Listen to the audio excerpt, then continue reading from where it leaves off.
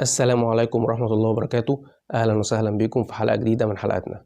النهاردة هنتكلم عن مدينة عالمية على أرض مصرية. اللي هتشوفه النهاردة مش هتصدق إن هو موجود في مصر. مدينة جوه المية يا جماعة، مدينة في البحر الأبيض المتوسط جوه المية.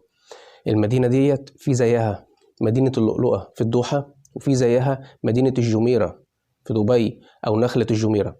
انا رحت نخلة الجميرة، مدينة الجميرة ديت، ولما رحتها ما كنتش مصدق نفسي اللي انا فيها. الجمال، البيوت، الزراعة، التكنولوجيا، فيها حاجات يا جماعة انا ما كنتش اتخيل الحاجات دي ممكن تتعمل هنا. لا، بل اللي بيتعمل هنا في مصر هو احدث منها بكتير. تمام.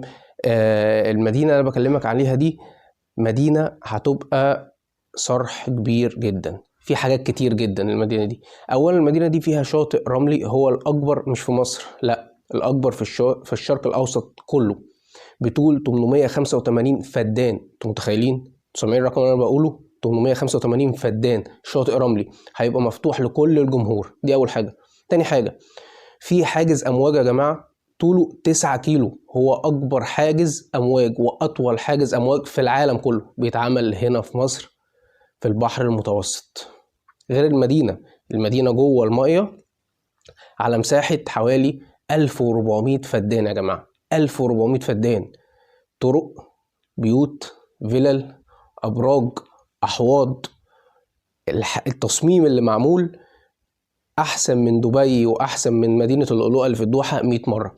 أنا رحت هناك وما كنتش مصدق اللي ده معمول فعلا على أرض مصر. غير مينا لوجستي كبير جدا، شحن وتفريغ، كل حاجة. شحن لوجستي، أرصفة. عمق الرصيف الواحد 22 متر، وفي القناة دي عمقها 24 متر. طيب ما تيجوا تشوفوا التقرير وارجع لكم تاني. ريا عروس البحر المتوسط، العاصمة الثانية لمصر، تقع على ساحل البحر الأبيض المتوسط بطول حوالي 70 كيلومتر شمال غرب دلتا النيل، وتتميز بموقعها الاستراتيجي الهام على مختلف المستويات، والذي يجعل منها منارة العلم والثقافة على مر التاريخ. ومن هنا جاءت فكرة إنشاء مدينة أبو قير الجديدة كخطوة تنفيذية لتوجيهات سيادة الرئيس عبد الفتاح السيسي رئيس الجمهورية نحو إنشاء مدن الجيل الرابع على مستوى الجمهورية. ويتضمن المخطط التنفيذي عدة إنشاءات جاءت في مقدمتها: إنشاء أكبر شاطئ على ساحل الإسكندرية، إنشاء حاجز الأمواج بطول 8800 متر، إضافة إلى إنشاء هذه المدينة وإنشاء ميناء أبو قير البحري، والذي يعد امتدادا للموانئ المصرية لاستيعاب حركة التجارة العالمية. واتساقا مع إدارة المشروعات والتي تعد عاملا مهما في نجاح تلك المشروعات، فجاءت شركة هيل انترناشونال لإدارة المشروعات وإدارة المخاطر في شرف الحصول على إدارة وتنفيذ هذا المشروع القومي الاستراتيجي.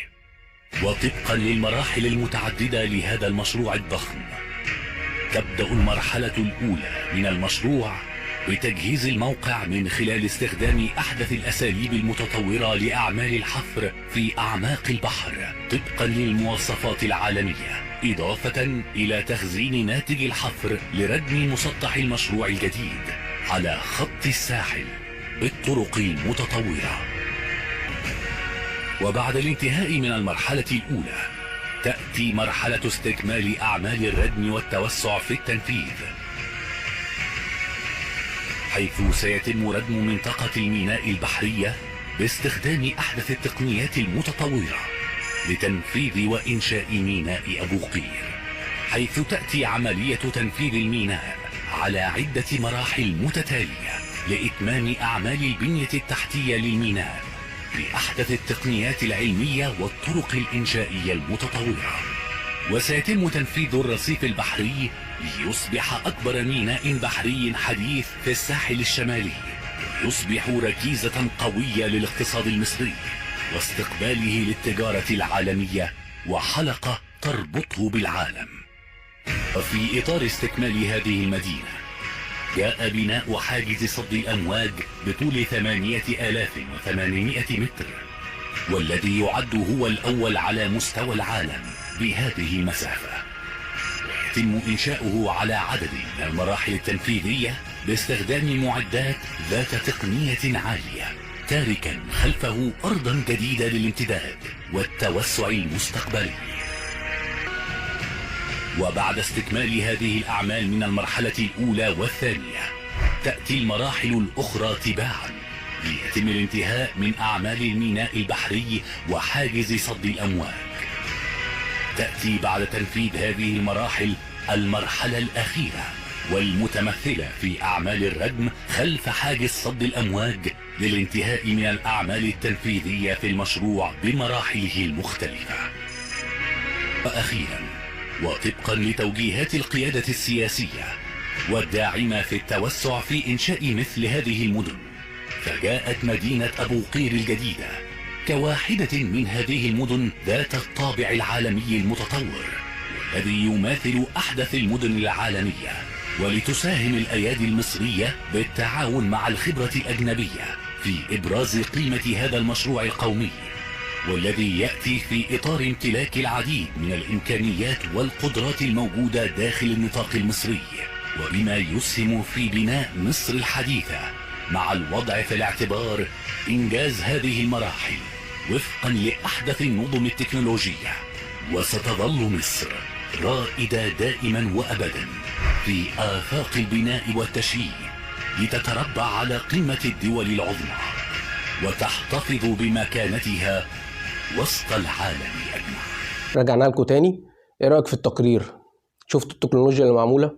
شفت الشغل اللي معمول؟ شفت حجم الشغل اللي معمول؟ مدينة أبو قير الجديدة يا جماعة، مدينة أبو قير الجديدة مدينة فيها كل الإمكانيات اللي ممكن تتخيلها في حياتك: طرق، مستشفيات، فيلل، أماكن سكنية، شواطئ رملية، حاجز أمواج الأكبر في العالم، مينا كبير هيبقى أكبر مينا في الشرق الأوسط، هيبقى أكبر من المينا اللي موجودة في اسكندرية في ناحية راس تين. كل اللي أنا وريته لك دوت يا جماعة شغل معمول فعلا على الأرض. المشروع ده هينتهي 2024، احنا خلاص داخلين على 23، يعني قدامك سنة وشوية شهور صغيرين والمشروع ده هيتفتح، والمشروع ده هيعمل نقلة كبيرة جدا لمدينة الإسكندرية. شغل كبير جدا بيتعمل يا جماعة. كنت عايز أوريك جزء صغير من اللي بيتعمل على أرض الواقع. يا رب النهاردة أكون أنا فدتك بحاجة كويسة ووريتك حاجة كويسة. والسلام عليكم ورحمة الله وبركاته.